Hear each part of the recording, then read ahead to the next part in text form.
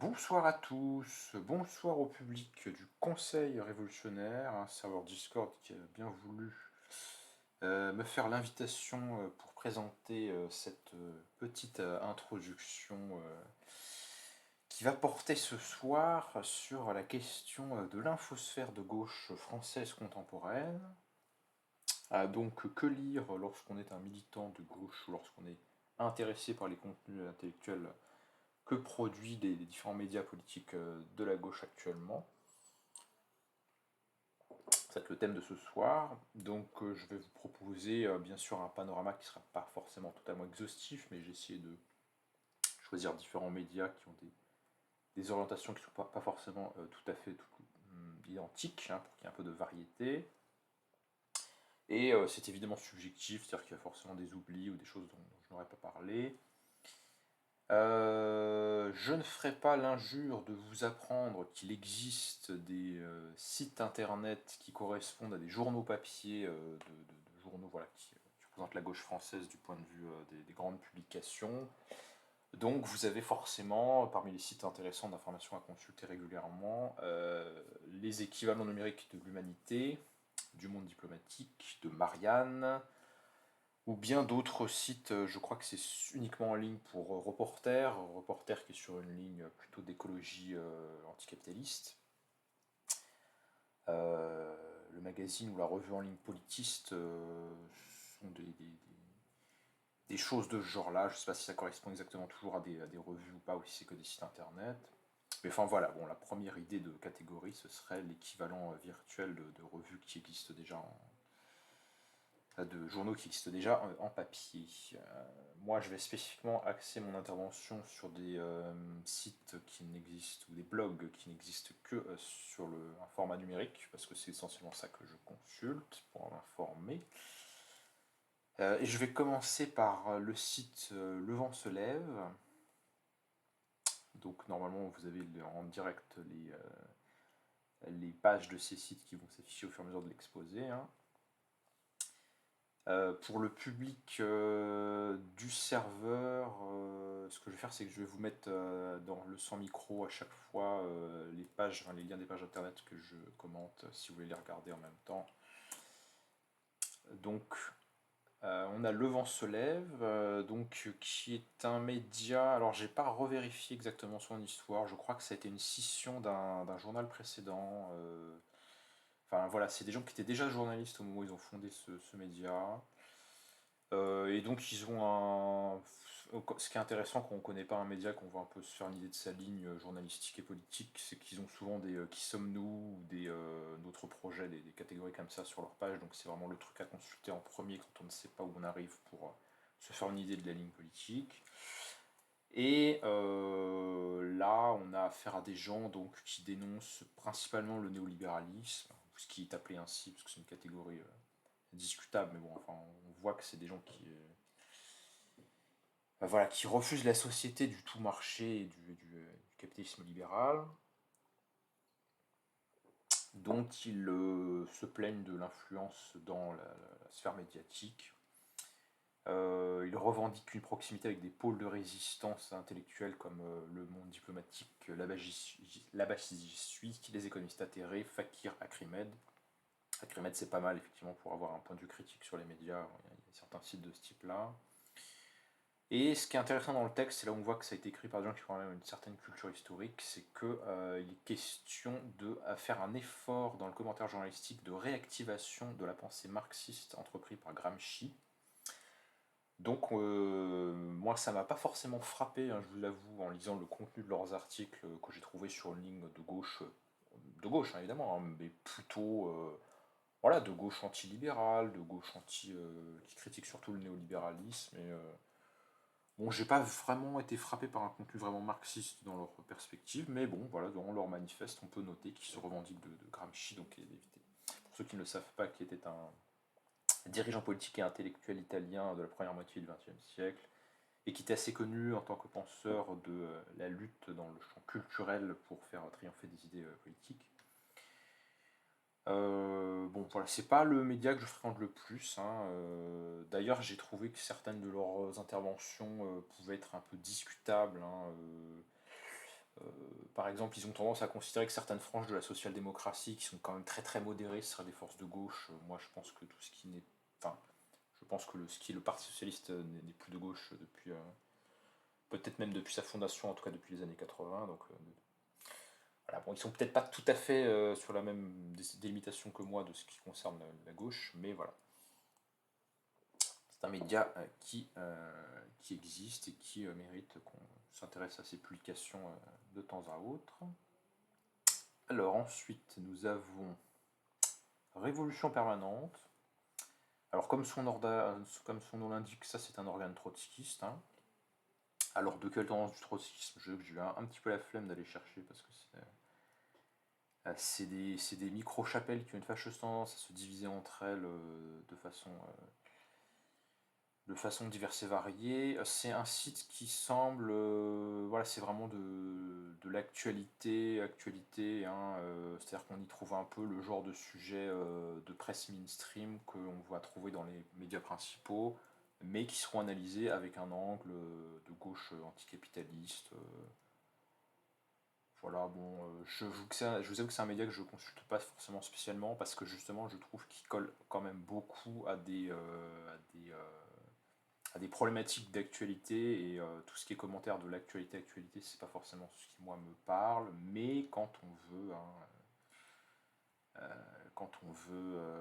avoir un angle différent sur les événements qui seront traités par tous les médias, bah, ça peut être le genre de site qui est intéressant pour voilà, se faire une opinion rapidement en fin de journée, en quelques minutes, de qu'est-ce qui s'est passé dans la journée ces derniers temps. Voilà, ça peut servir de base pour s'informer sans être nécessairement ce qu'il y a de plus profond intellectuellement. Ensuite, nous avons le site Ballast, qui a une page Wikipédia pour le coup. Alors Ballast, c'est une revue socialiste et anticapitaliste fondée en 2014, qui est à la fois en ligne et en format papier. Donc ça, c'est pas le même genre de média tout à fait, puisque c'est une revue. Hein, on peut donc l'acheter sous un format périodique. Elle se revendique du communisme libertaire et elle revendique des thèmes comme l'écologie sociale, l'antiracisme, l'éthique animale, le féminisme et le syndicalisme. Et ce qui est intéressant, alors je l'avais sorti 2 fois, je sais pas pourquoi je verrai l'autre du coup. Ce qui est intéressant, donc moi je lis plutôt la version en ligne hein, de Ballast, j'ai jamais eu la version papier entre les mains.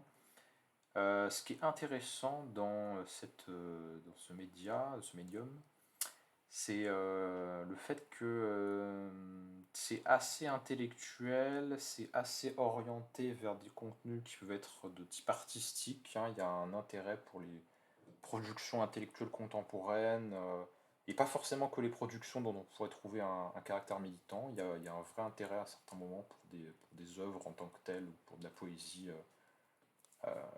en tant que ressource spirituelle à part entière, quoi. Ils font pas mal de billets qui peuvent correspondre à des enquêtes de terrain ou à des gens qui se sont vraiment déplacés pour aller rencontrer certains types d'activités alternatives. Ils s'intéressent au monde paysan, ils s'intéressent à certaines formes de lutte locale contre des installations infrastructurales, par exemple. Voilà, c'est quelque chose d'assez agréable à lire. Il y a aussi pas mal d'articles qui portent sur des personnalités historiques, parfois pas connues, de différents continents.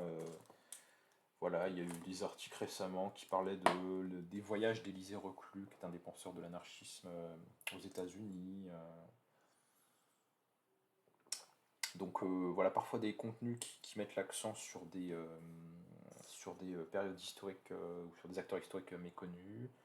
Il y a une politique de traduction aussi. Ils cherchent à traduire des auteurs étrangers, des penseurs qui soit n'ont jamais été traduits, soit on connaît qu'une partie de leur œuvre. Donc tout ce qui relève plutôt de la critique sociale, de certains courants de la philosophie, euh, ce genre de choses.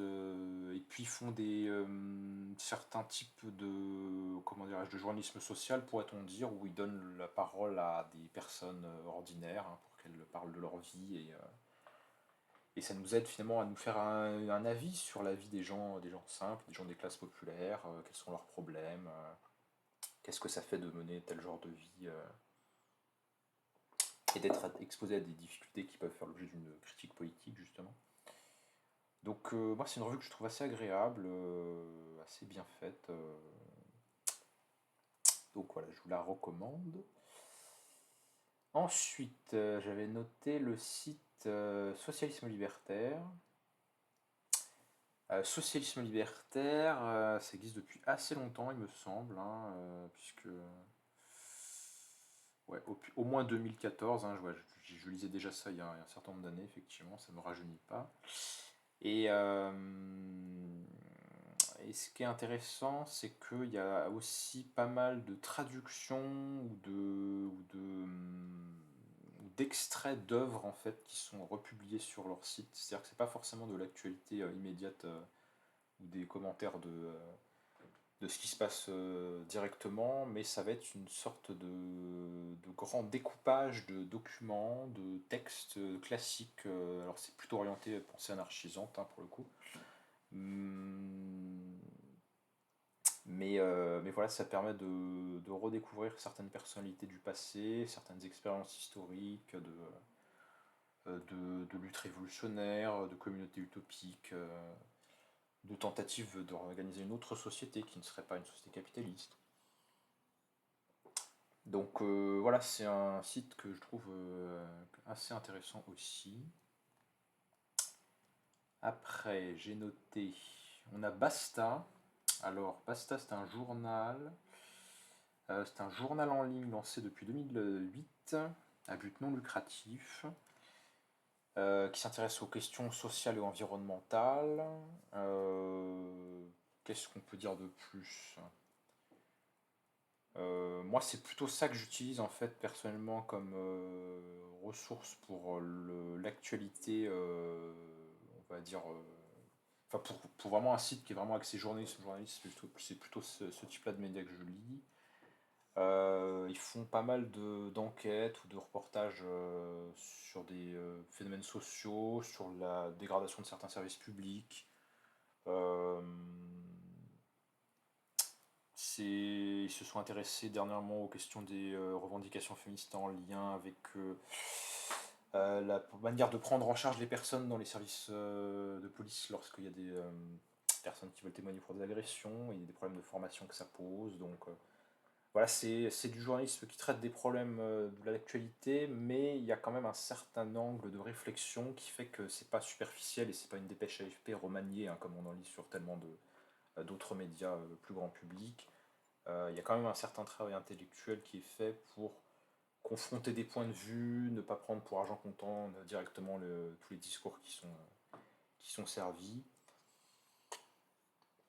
Donc voilà, c'est ce genre de choses qui permettent de sortir des faits un peu concrets, parce que quand on veut argumenter et essayer de faire valoir certains principes, certains arguments, et bien c'est bien d'avoir des petits faits quotidiens, des petits éléments concrets hein, qui permettent de prouver certaines idées ou certains faits. Donc voilà, ça c'est très utile pour ça. Après, on a Lava. Alors, Lava, c'est uniquement. Est-ce que c'est uniquement une revue ou est-ce que c'est un. Je crois qu'ils ont une version papier aussi, du coup. Hein. Oui, ils revendiquent d'être une revue. Ouais, j'aurais dû vérifier en amont. Moi, je ne sais plus très bien, mais en tout cas, ils ont toute une version en ligne. Alors attendez, je vérifie. Ils nous disent hein, les articles en ligne sont disponibles gratuitement. Les articles de la version imprimée sont rendus accessibles au fil du temps. D'accord, donc c'est bien et une revue papier et une revue en ligne, enfin et un site quoi. C'est un site qui se revendique du socialisme. Quand on creuse, en fait, on voit que c'est quand même surtout un socialiste marxiste. Euh, Ce qui me dérange pas forcément, sauf que on voit qu'il y a parfois des petites accointances avec des tendances, on va dire, un peu marxiste-léniniste. Hein. En tout cas, il y a certains auteurs qui débordent un petit peu vers ce champ-là que moi, personnellement, je considère comme en dehors de la gauche. Quoi. Bon, des fois, ça tire vers des auteurs qui n'ont pas forcément le regard critique qu'on pourrait souhaiter sur certains régimes qui se réclameraient du marxisme. Bon. Mais si on fait abstraction de ce point-là, c'est une revue qui est intéressante, qui est plutôt sur un format universitaire, c'est-à-dire que c'est des articles qui sont longs, qui sont sourcés, qui développent des thématiques qui peuvent être économiques. Il y a eu des réflexions dernièrement là-dessus sur la planification économique. Il y a certains articles qui portent sur l'actualité internationale, les conflits géopolitiques, qui essaient d'avoir un point de vue qui ne soit ni favorable au régime autoritaire, ni favorable à la soi-disant au soi-disant monde libre qui serait dirigé par les États-Unis, qui essaie d'avoir un tiers point de vue par rapport à ça, quoi. Il y a une politique de traduction aussi, c'est-à-dire qu'il y a pas mal d'auteurs étrangers qui sont traduits, ça peut être intéressant pour découvrir des penseurs qu'on n'a pas l'habitude de lire en français. Euh, c'est un site qui a un point de vue assez tourné vers l'étranger, quoi. C'est-à-dire qu'il y en a souvent des réflexions assez généralistes ou qui concernent l'actualité internationale d'autres pays, mais on n'entre pas trop, je trouve, dans la politique intérieure des différents pays, et notamment la France. Donc ça peut être un petit peu la limite, hein, de ce site-là, quoi. Et puis j'avais, bon c'est une anecdote, mais j'avais essayé de leur envoyer un article et ils m'ont jamais répondu. Donc ils ont aussi une politique de sélection des auteurs qui est très tournée vers des auteurs plutôt universitaires, qui écrivent de façon assez académique. Donc c'est intéressant quand on aime bien ce niveau-là de réflexion, mais ça va forcément limiter l'audience de cette revue qui ne pourra pas parler à un public plus populaire ou qui voudrait un contenu un peu moins soutenu. Et j'ai l'impression qu'il ne donne pas forcément. Bon, c'est un peu une anecdote personnelle, mais voilà, il cherche des auteurs confirmés ou il cherche des gens qui ont déjà une certaine notoriété intellectuelle pour être publiés. Voilà, il y a un certain standing intellectuel qui va être défendu dans cette revue.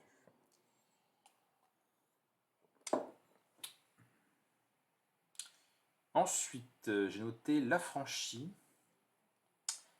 L'Affranchi, c'est le média qui a été créé par les équipes autour de Loïc Chéniaud. Loïc Chéniaud, pour ceux qui ne voient pas qui c'est quelqu'un qui est proche d'un marxisme assez orthodoxe, hein, à tendance léniniste malheureusement, qui fait partie du Parti communiste français. Donc comme il est dans le PC, je le compte quand même pas dans l'extrême gauche autoritaire, parce que vu ce que c'est que le PC, il faut quand même peut-être pas non plus déconner.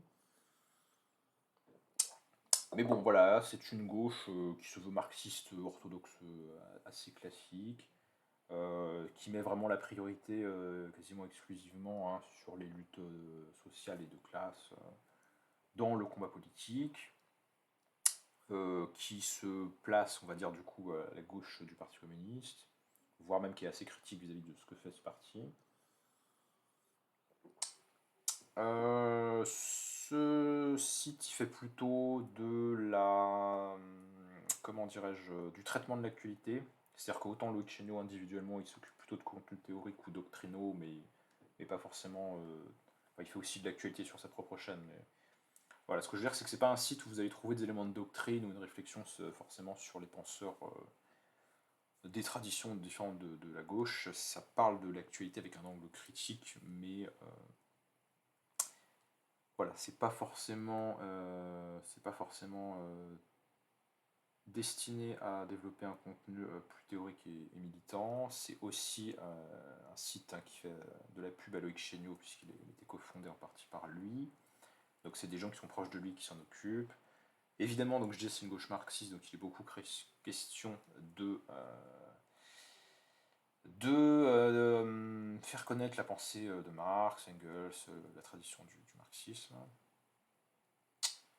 Voilà, pas grand chose de plus à en dire, même si ça fait partie d'un écosystème, hein, de médias qui sont autour de Luc Chéniaud. Donc il y a aussi son cercle de réflexion, l'Institut de l'Homme Total.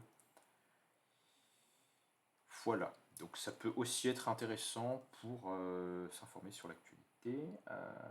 Alors, ensuite j'ai noté la revue Lundi Matin, alors qui est assez différente de ce qu'on vient de voir pour le coup. Lundi Matin, c'est ce que je qualifierais, c'est un petit peu comme Ballast qu'on a vu avant. Moi je trouve qu'ils ont une ligne qui est assez proche de Ballast, à la fois intellectuellement et même esthétiquement. Euh, C'est-à-dire que ils vont pas mal s'intéresser à des choses comme l'esthétique, comme les dernières publications dans les sciences sociales ou bien dans de la critique sociale, mais assez intellectualisée. Donc c'est ce que j'appellerais, sans que ça soit dans ma bouche quelque chose de forcément péjoratif, un genre de revue pour la petite bourgeoisie intellectuelle radicale en fait, hein. C'est les gens qui vont lire ça, ça va être à peu près le même genre de personnes que ceux qui vont lire Le Monde diplomatique. Hein, je prends un livre au hasard qui nous ont sorti là, mais il y a pas mal de commentaires d'ouvrages qui viennent de paraître, donc c'est intéressant si on aime se tenir au courant de l'actualité éditoriale dans tout ce qui est littérature politique critique. Il y a différentes publications, il y a pas mal de notes de lecture sur des livres, il y a aussi parfois de la poésie, hein, c'est pour ça que je dis que c'est un petit peu une revue intellectuelle. Il y a parfois des extraits de littérature, ils aiment s'intéresser à des nouvelles publications littéraires, souvent dans un style plutôt populaire ou qui s'intéresse à un type de littérature voilà, qui n'est pas forcément très sophistiqué ou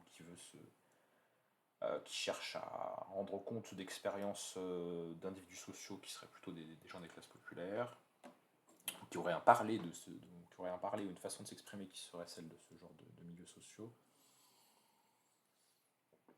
On peut dire aussi qu'ils font de l'actualité sur des événements dont on n'entendrait pas forcément parler ailleurs, c'est-à-dire des groupes politiques qui se réunissent, des contre-manifestations, des manifestations anarchisantes qui peuvent être illégales.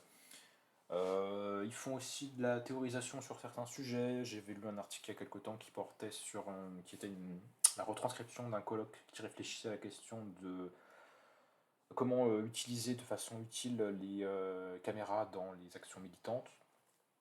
Donc il y a eu aussi une volonté de développer une certaine culture militante et des pratiques hein, qui ne sont pas simplement des idées abstraites et des réflexions pures, mais aussi des manières d'agir politiquement avec des conseils pratiques, quoi. Donc c'est un site qui est assez agréable, qui est assez diversifié dans son contenu.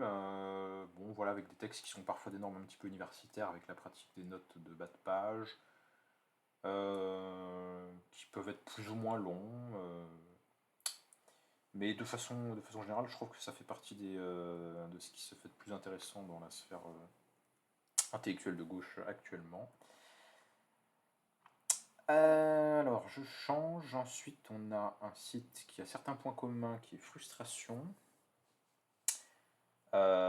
Frustration, donc c'est un journal en ligne. C'est un journal qu'on peut qualifier de gauche intersectionnelle entre guillemets, ou en tout cas qui veut croiser la critique de différentes formes d'oppression qui seraient la classe sociale, le genre euh, et, la, et la race au sens social, c'est-à-dire le fait que certaines personnes soient victimes de racisme.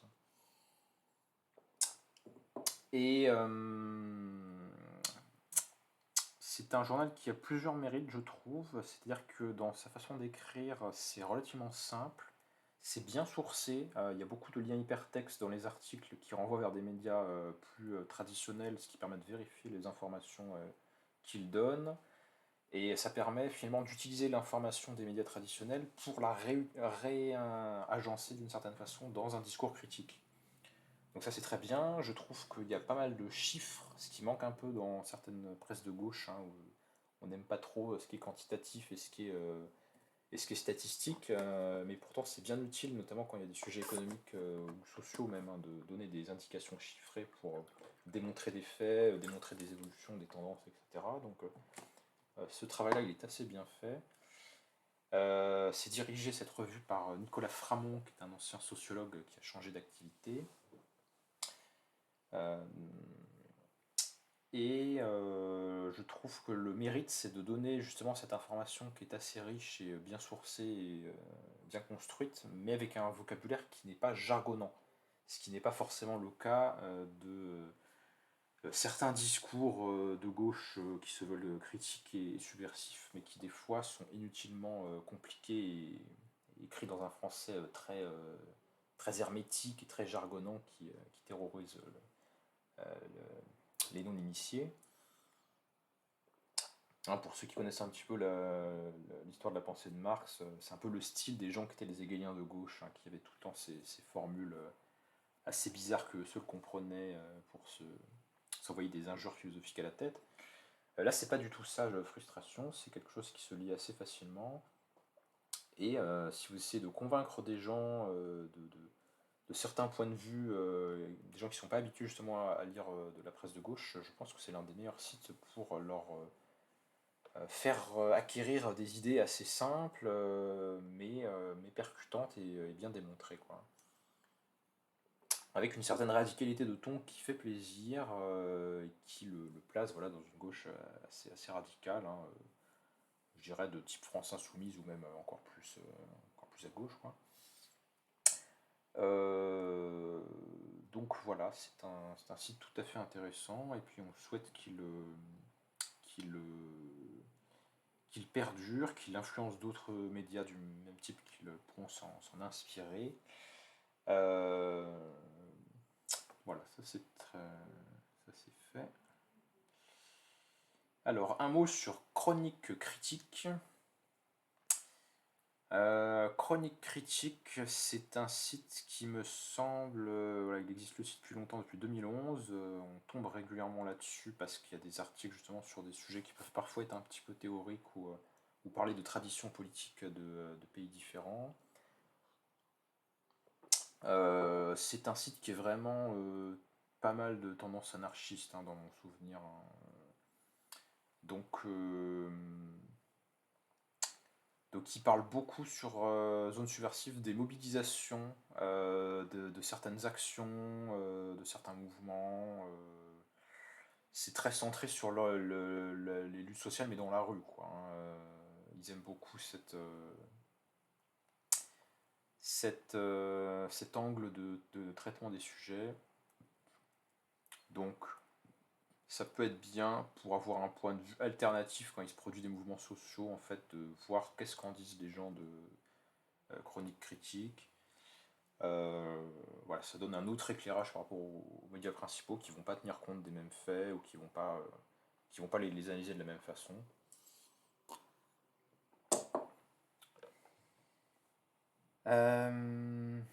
Alors, je vais passer au blog pour conclure.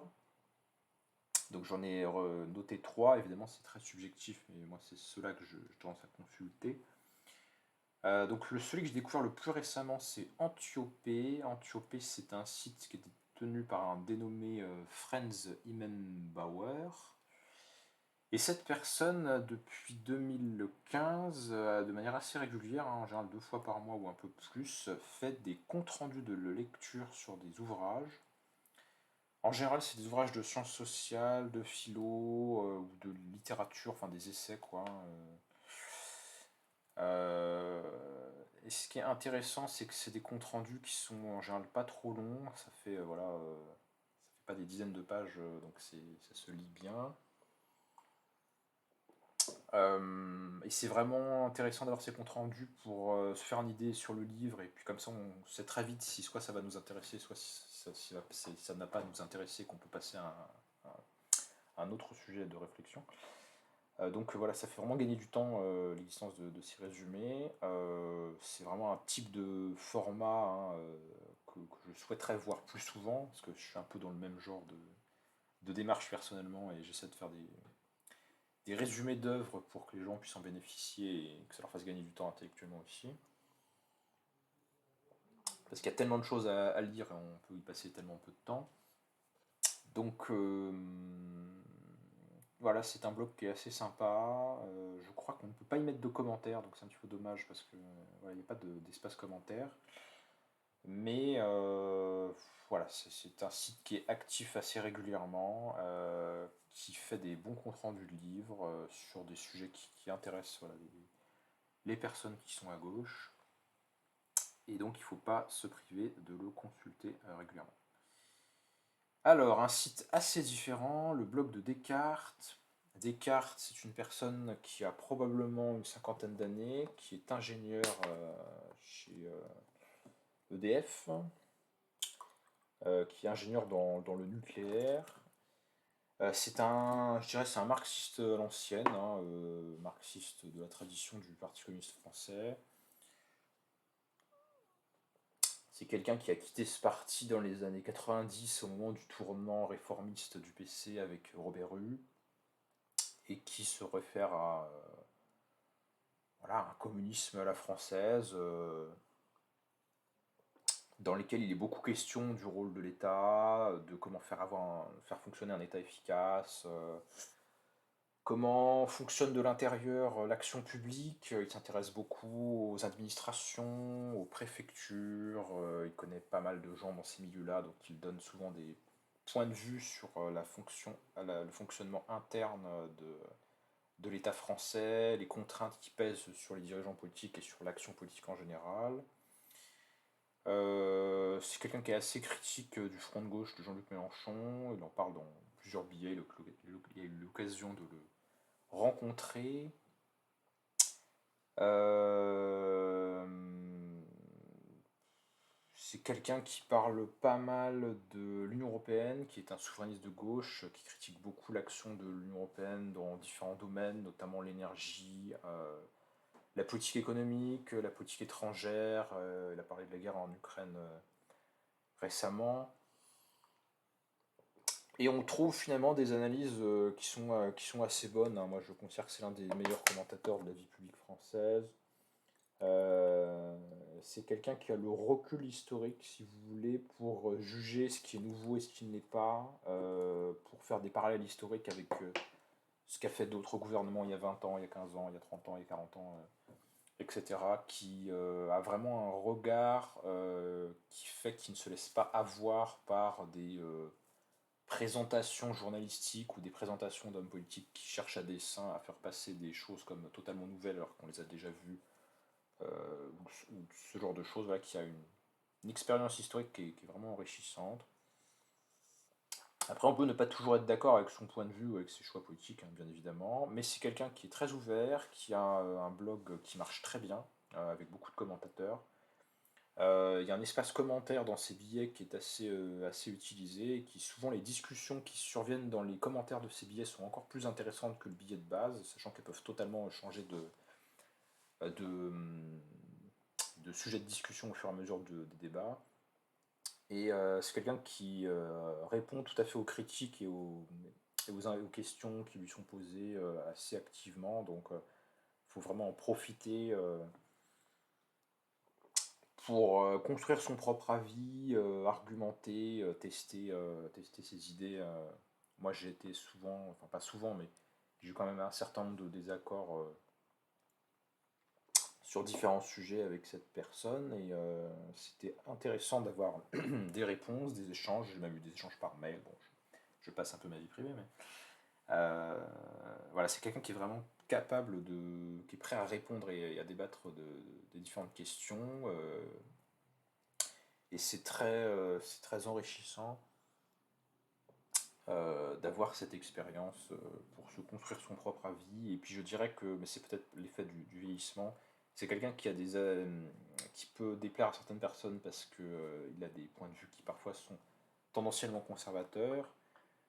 Mais ce qui est intéressant là-dedans, c'est que par rapport à beaucoup de militants politiques qui sont souvent idéalistes et un peu naïfs, Descartes, il a justement cette expérience politique de longue durée qui fait qu'il a une conscience aiguë des contraintes qui pèsent sur l'action politique, et beaucoup de choses qui semblent aberrantes ou injustes et inacceptables. Je ne dis pas qu'elles deviennent totalement acceptables, mais on comprend mieux pourquoi les acteurs politiques font ce qu'ils font et pourquoi on ne peut pas faire tout ce qu'on veut en politique lorsque on prend en compte le regard qu'il a justement pour analyser l'action politique.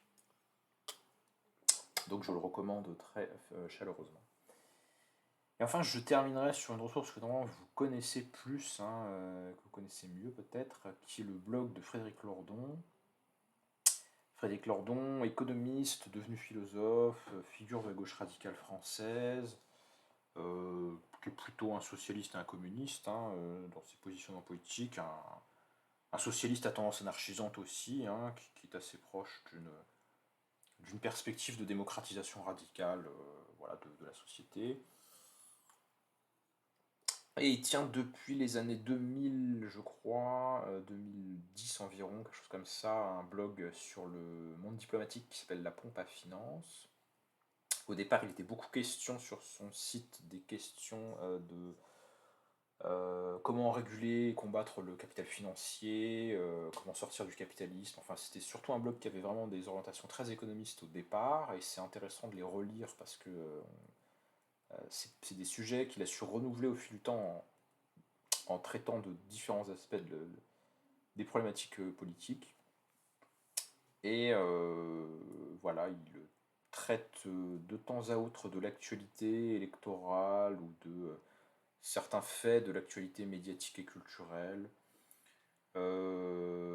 C'est quelqu'un, Lordon, qui est intelligent, évidemment, extrêmement intelligent, qui peut avoir comme défaut, quand on lit son blog, d'avoir une écriture qui est assez universitaire et surtout assez jargonnante. Pour le coup, je pense qu'elle est parfois inutilement compliquée. Il se fait un petit peu plaisir quand il écrit en employant des punchlines et des tournures de phrases qui rendent pas forcément son propos toujours limpide et facile à suivre. Alors après, ça peut être un plaisir lorsqu'on fait l'effort de comprendre le sens de ces formules, ce qui est possible, hein, malgré les apparences.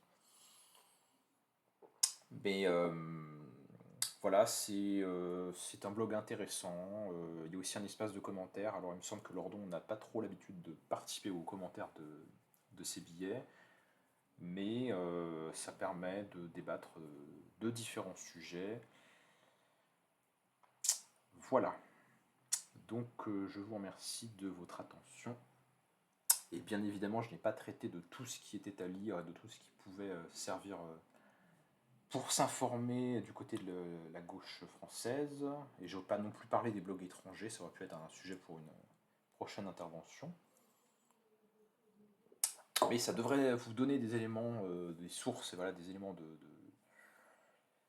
repères pour vous faire vos propres avis politiquement, et puis croiser les sources, hein. C'est important de ne pas utiliser qu'une seule source d'information, ou même que deux sources d'information. Il faut vraiment essayer de lire le plus de choses possible dans les médias mainstream, dans les médias militants et ailleurs, quoi, pour toujours construire un regard nuancé qui ne se laisse pas avoir par la facilité d'un gourou d'un point de vue dogmatique, quoi.